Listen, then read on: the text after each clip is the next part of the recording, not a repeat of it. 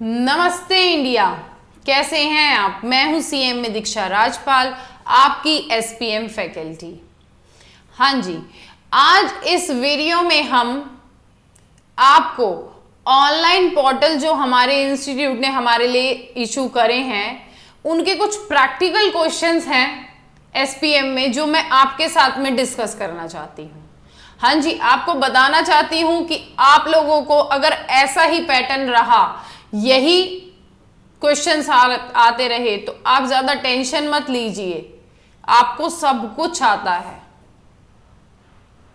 अब ये है कि एग्जाम कैसे होते हैं कैसे नहीं, वो एक अलग मैटर है। हम यहाँ पे इस वीडियो में सिर्फ स्टडी की बात करने आ रहे हैं और स्टडी की बात ही करेंगे। तो एक बारी क्वेश्चंस देख लेते हैं क्या हैं ऑनलाइन पोर्टल में। मुझे लगा आप लोगों के साथ डिस्कस कर लेना चाहिए, तो आइए डिस्कस कर लेते हैं हमारे एसपीएम के कुछ प्रैक्टिकल क्वेश्चंस। देखिए, फर्स्ट क्वेश्चन हमें मिलता है जब हम एसपीएम का ऑनलाइन पोर्टल को देखते हैं, हमें क्या मिलता है। यूजिंग एलिमेंट्स मॉडल 1968, क्या लिखा है यहाँ पे बेटा, ध्यान देना, 1968। सबसे बड़ी बात, एलिमेंट्स ने दो मॉडल्स हमें दिए थे, एक दिया था 1968 में और एक दिया था 1983 में। ठीक है, तो ये कौन सा है, 1968 टू ऑल दी कॉर्पोरेट्स। अगर आपने मेरी क्लासेस ली हैं, लेक्चर्स लिए हैं, तो आपको पता होगा कि इन दोनों के बीच में बेसिक डिफरेंस क्या है। ठीक है जी, तो आगे देखते हैं क्या कहता है। Using elements model 1968 of corporate distress prediction, calculate the ji score of B and को limited whose 5 accounting ratio are given as below and comment on its financial position। हमें फाइनेंशियल पोजीशन के लिए 5 जो बेस्ट अकाउंटिंग रेशियोज एलिमेंट्स ने दिए हैं वो given है, और उन रेशियोज पे हम जी स्कोर मॉडल को प्रेडिक्ट कर सकते हैं और बता सकते हैं कि कंपनी की फाइनेंशियल पोजीशन क्या है। अब उससे पहले मैं एक बात बताऊं कि बेटा ये जो क्वेश्चन आपको दिया है ना, ये हमारे स्टडी मेट का इलस्ट्रेशन नंबर 1 है in study note 4। Study note 4 का इलस्ट्रेशन नंबर 1 है। तो अब इन बातों से मैम क्या जाहिर होता है कि बेटा यही है, स्टडी मेट पे ही फोकस करो, बाहर का कोई क्वेश्चन मत करो, स्टडी मेट पे ही फोकस करो। जहां तक लगता है इंस्टीट्यूट ने कॉपी पेस्ट की रणनीति अपना ली है और वही चल रही है, अब ज्यादा कुछ नहीं बोलेंगे। चलिए आइए, अब एक चीज और, अगर मैं कहूं कि मैं डायरेक्ट इस क्वेश्चन के अंदर मुझे आंसर पता है, मैं टाइप कर दूं, तो बेटा टाइप भी नहीं हो रहा। इस पोर्टल के अंदर टाइपिंग के लिए हमें दिए गए हैं स्पेस और उसमें टाइप नहीं हो रहा। आगे बढ़िए, इन बातों को अलग चर्चा में, अलग ग्रुप में बैठाया जाएगा, मुद्दों में फिर आगे चर्चाएं होंगी। चलिए कोई नहीं, अभी हम फिलहाल इसका क्वेश्चन कर लेते हैं। जो ये क्वेश्चन हमें गिवन है 5 रेशियोज में, ये 5 रेशियोज देख लेते हैं। वर्किंग कैपिटल टू एसेट्स यानी कि X1, retained earning to total assets यानी कि X2, EBIT to total asset ये होता है X3, market value of equity share to book value of डेप्ट होता है X4, और सेल टू टोटल एसेट होता है X5। ये है हमारे 5 रेशियोज। हम हमारे जी स्कोर का जो भी रूल है वो अप्लाई करेंगे और हमारी कंपनी की फाइनेंशियल पोजीशन को देख लेते हैं। चलिए आइए, हम कर रहे हैं क्या, प्रैक्टिकल्स। जो मुझे लगता है एक कंसेप्ट को सिर्फ और सिर्फ समझने के लिए इन क्वेश्चंस को करा जाना चाहिए। फाइनल में तो एक अलग ही लेवल का क्वेश्चन पूछना चाहिए, बट ठीक है, इंस्टीट्यूट को क्या वही।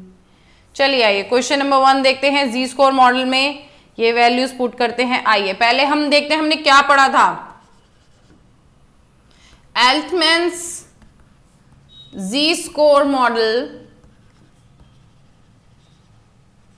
1968 में हमने क्या पढ़ा था? z is equal to 1.2x1 plus 1.4x2 plus 3.3x3 plus 0.6x4 plus 1.0x5। यही रूल था ना हमारे एलिमेंट ने जो हमें जी स्कोर को कैलकुलेट करने के लिए दिया था, यही वो रूल है। अब इसके अंदर हमें x1, x2, x3, x4, x5 की वैल्यूज को हमें पुट कर देना है और हमारे पास जी स्कोर का एक वैल्यू निकल के आएगा। उस वैल्यू को हम आगे कैसे कैलकुलेट करेंगे वो एक अलग है। आइए पहले इसको देखते हैं। z is equal to 1.2, 25, 30, 15 multiplied by 0.25 plus 1.4, 30 plus 3.3, 1.15 है ना, प्लस 0.6 आएगा 1.5 प्लस 1 multiplied by 2 times। चलिए ये हमारे पास z की वैल्यू आएगी। क्या वैल्यू आएगी z की?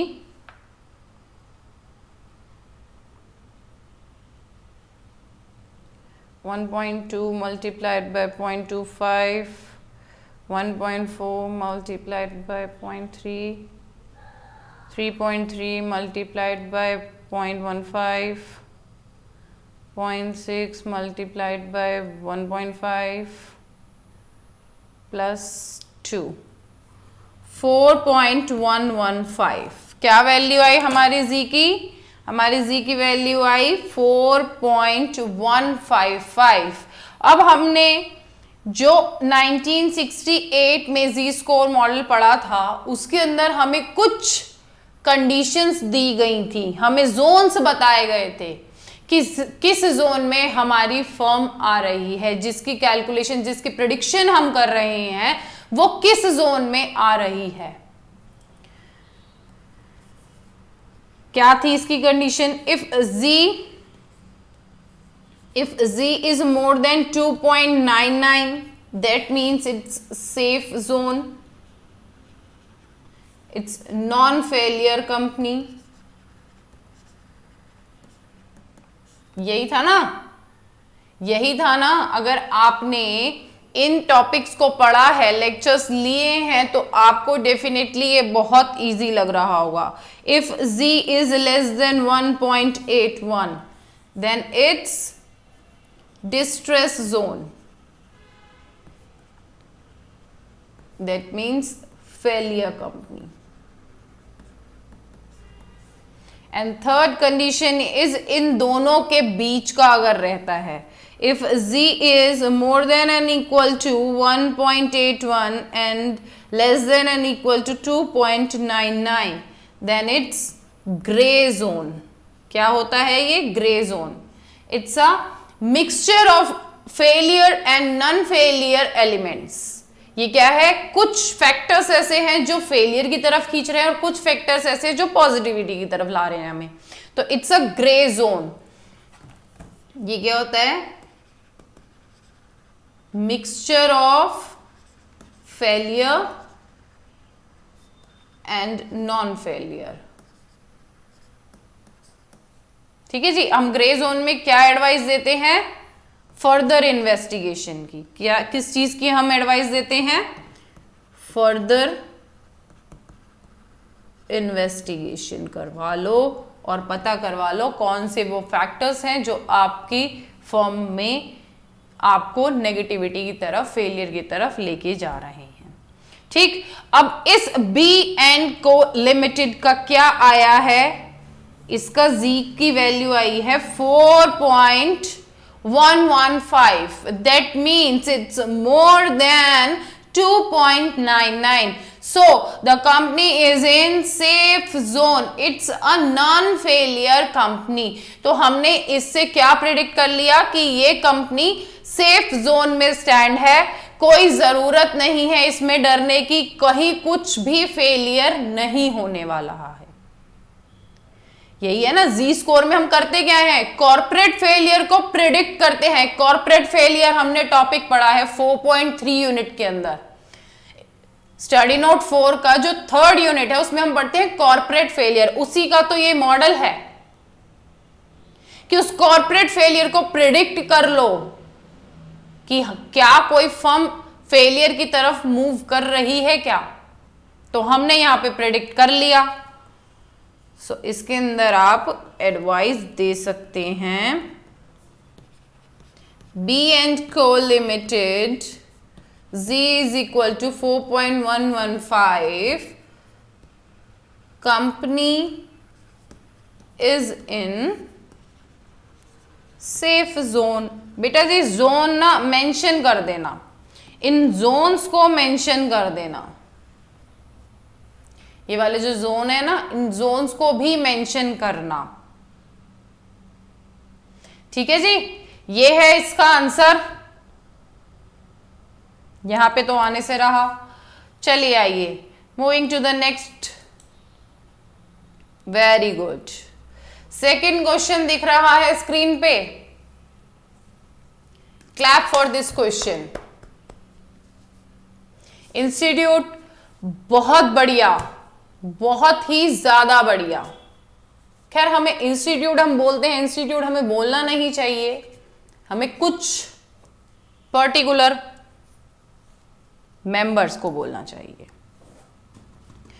चलिए जी, the cost function of a firm is given by C is equal to x3। अरे भाई ये x3 क्या है बेटा, ये x3 नहीं है, ये है x की पावर 3 यानी कि x क्यूब। तो यहां पे इंस्टीट्यूट ने क्या किया है कि उनसे खुद ही पावर्स लग नहीं पाई हैं, पावर्स उनसे खुद भी टाइप नहीं हो पाई हैं, तो उन्होंने x के साथ में छोटा सा 3 मेंशन कर दिया है, ठीक है। तो आप भी ऐसे ही कुछ कर लेना। टाइपिंग जब बड़े बड़े धुरंधर नहीं कर पा रहे तो बच्चों से क्या चाहते हो कि पढ़ाई भी करें और टाइपिंग भी सीखें। Very good. Question is C is equal to x cube minus 4x square, 2 नहीं है square, plus 7x।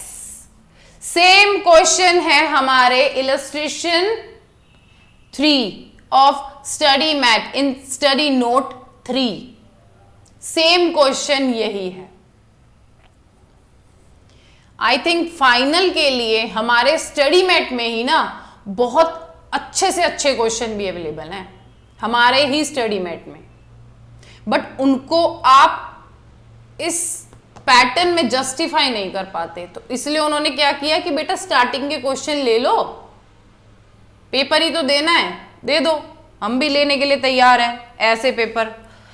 x cube minus 4x square plus 7x, ये है ये क्वेश्चन। जो ये क्वेश्चन है ना वो ये है, x3 प्लस 4x 2 नहीं है। क्या कहता है, find at what level of output the average cost is minimum and what would be the minimum average cost. ठीक है, कर लेंगे इस क्वेश्चन में, ऐसा करना ही क्या, पहले बताना है what level of output average cost is minimum. Average cost minimum जहां पे है जिस आउटपुट पे, उस आउटपुट को बता दो। हमें बहुत अच्छे से आता है, हमने मैक्सिमा मिनिमा कंसेप्ट्स पहले ही पढ़ रखे हैं। मैक्सिमा मिनिमा कंसेप्ट्स, यहां कॉस्टिंग में हम क्या लगाना पसंद करेंगे, मिनिमा। क्यों, मिनिमम कॉस्ट चाहते हैं। और मैक्सिमा कंसेप्ट कहां लगाएंगे, प्रॉफिट्स में, रेवेन्यूज में। हायर प्रॉफिट्स चाहते हैं, हायर रेवेन्यूज चाहते हैं, तो वहां पे क्या लगाना पसंद करेंगे, मैक्सिमा कंसेप्ट। इससे कोई प्रॉफिट बढ़ने नहीं वाला, हम कैलकुलेशन करते हैं। कॉस्ट हम क्या चाहते हैं, मिनिमम, तो यहां लगाएंगे मिनिमा कंसेप्ट। आपने मेरे लेक्चर्स पढ़े होंगे तो मैं उसमें मैक्सिमा और मिनिमा ही करके डिफरेंशिएट करती हूं इन क्वेश्चंस को। सो स्टार्ट करते हैं इस क्वेश्चन को भी।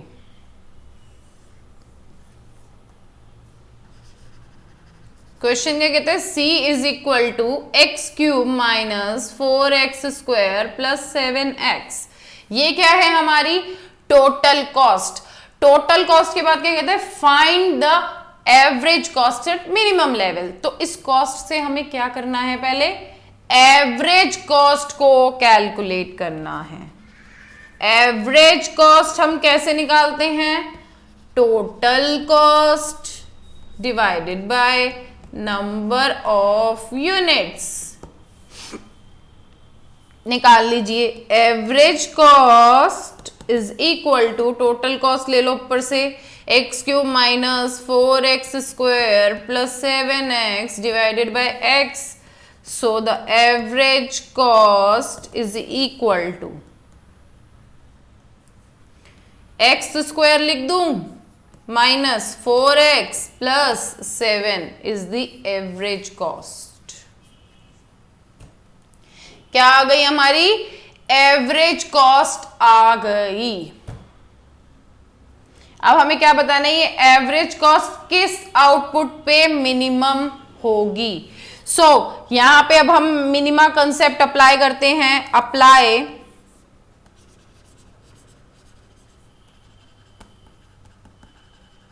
Minima concept.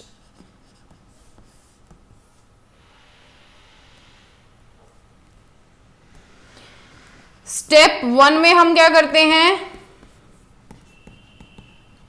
First order differentiation. किसको डिफरेंशिएट करना है, DAC divided by DX respect to X। अब ये बेटा ये फंक्शन कैसे बनता है, ये चीज हमने क्यों लिखी, हमें ये बताना है कि हमारी क्वांटिटी का, हमारी क्वांटिटी क्या है यहाँ पे x, क्वांटिटी के चेंज होने पे हमारी average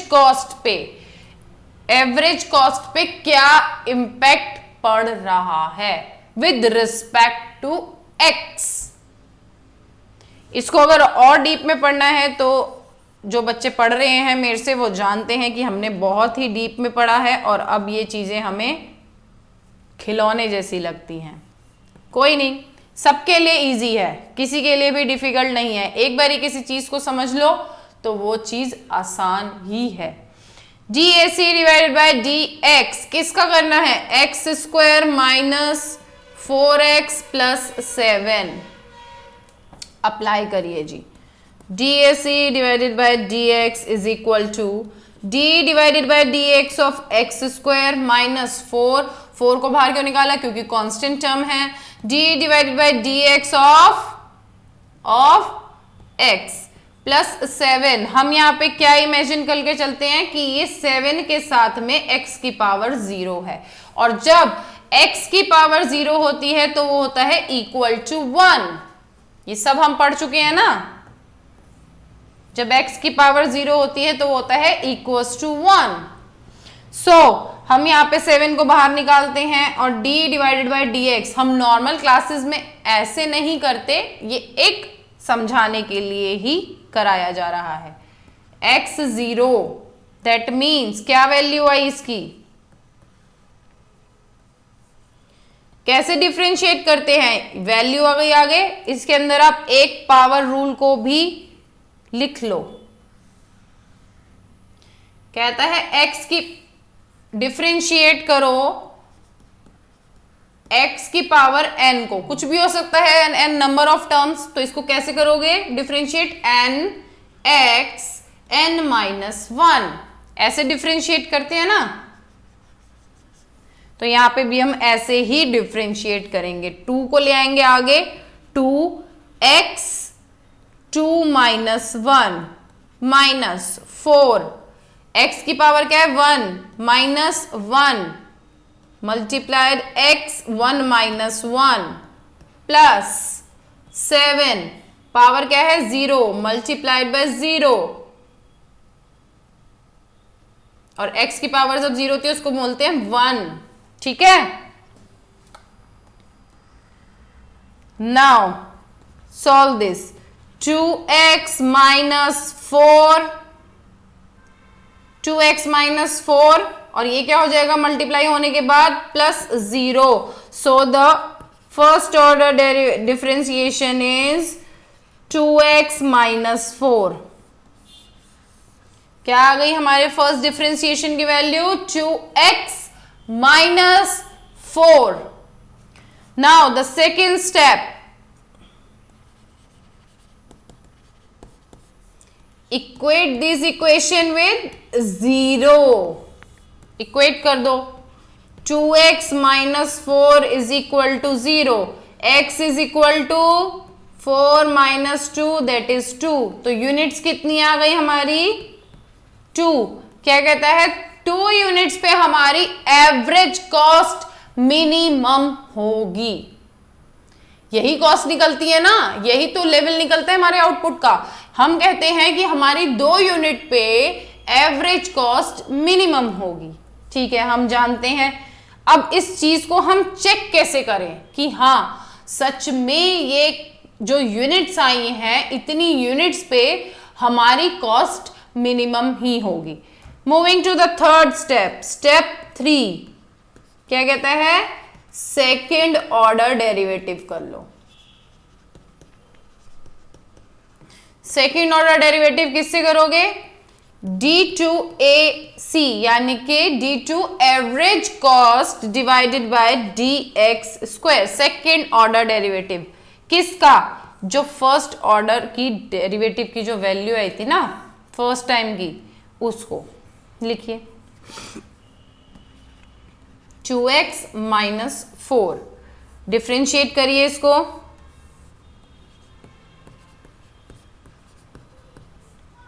2d divided by dx, d divided by dx of x minus 4 को करेंगे d divide by dx of 4 is equal to 0, so the value is d2ac dx square is, इसकी वैल्यू 1 थी, 1 minus 1 0 और आ गया 1, 2 multiplied by 1 is equal to 2, so the value of second order derivative is positive. When the value is positive, the given function is minimum. जब भी हमारे पास positive value आएगी ना सेकेंड ऑर्डर डेरिवेटिव की, तो हमारा जो भी function that is a cost function given है जो हमें क्वेश्चन में, वो मिनिमम होगा। So we can say here, क्या बोल सकते हैं हम इधर, here average cost is minimum at x is equal to 2 units, 2 units पे हमारी एवरेज कॉस्ट जो है वो मिनिमम होगी, ठीक है। आइए क्वेश्चन पूछते हैं, क्या डिमांड रख रहे हैं हमसे, find at what level of output the average cost is minimum at 2 units, what would be the minimum average cost, what would be the average minimum cost. अब एवरेज मिनिमम कॉस्ट क्या है वो calculate कर लो, minimum लिखिए, minimum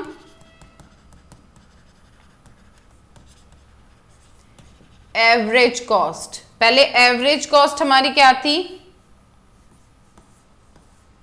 average cost हमारी क्या आई थी, ये हमारी एवरेज कॉस्ट आई है ना, x square minus 4x plus 7, इसमें x की वैल्यू पुट कर लो और मिनिमम एवरेज कॉस्ट निकाल लो।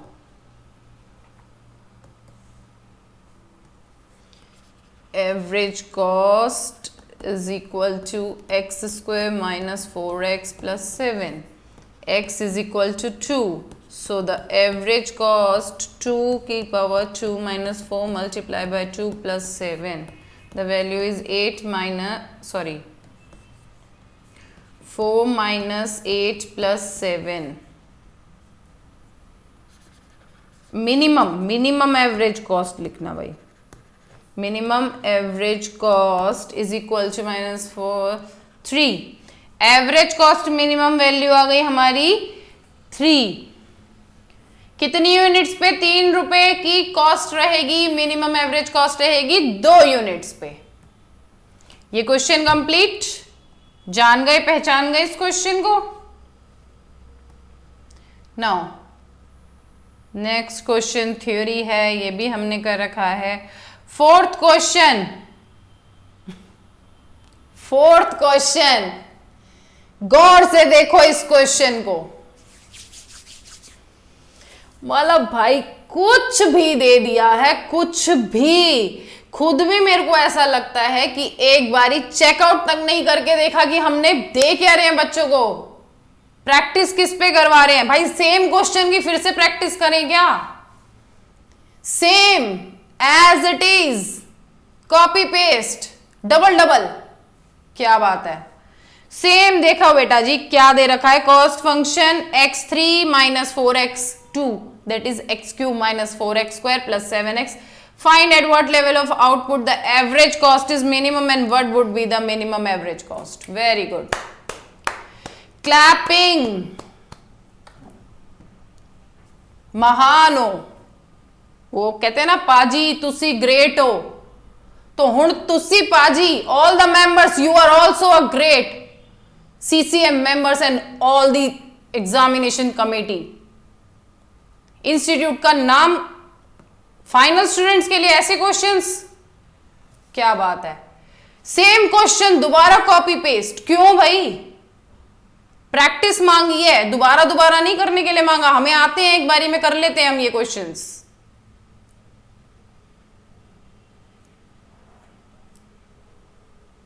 चलिए इन चर्चाओं को अलग देखते हैं। फिलहाल स्टूडेंट्स, ऑल द बच्चास, आप लोगों से सिर्फ यही विनती है कि आप अपनी स्टडी पे फोकस करिए, स्टडी पे ही फोकस करिए, उसके अलावा और कोई सॉल्यूशन नहीं है। बाकी जो भी है हम आपके लिए लड़ रहे हैं लास्ट टाइम तक। जैसा कि नितिन सर बोलते हैं वैसा ही मैं भी आपको बोलूंगी कि आप अपनी स्टडी पे फोकस करो, बाकी सब काम हम देख रहे हैं। आप टेंशन मत लो, आपके लिए स्टूडेंट्स, आपके लिए, उनके लिए नहीं, आपके लिए एक यही मैसेज है कि बहुत चेंज आएगा। हम आपके साथ हैं और हम गारंटी देते हैं कि बहुत बड़ा चेंज आएगा। आप अपनी स्टडी पे फोकस करो बस। अब इससे ज्यादा और कुछ नहीं। मैं इस वीडियो को करूंगी यहीं पे एंड। इन क्वेश्चंस को देख के वैसे ही मन खराब हो गया। चलिए मिलेंगे नेक्स्ट वीडियो में। प्लीज बच्चों एक साथ रहो, एकजुट रहो और पढ़ते रहो। मिलेंगे नेक्स्ट वीडियो में, तब तक के लिए नमस्कार, आदाब, प्रणाम, सत श्री अकाल। खुश रहो, ध्यान रखो और पढ़ते रहो।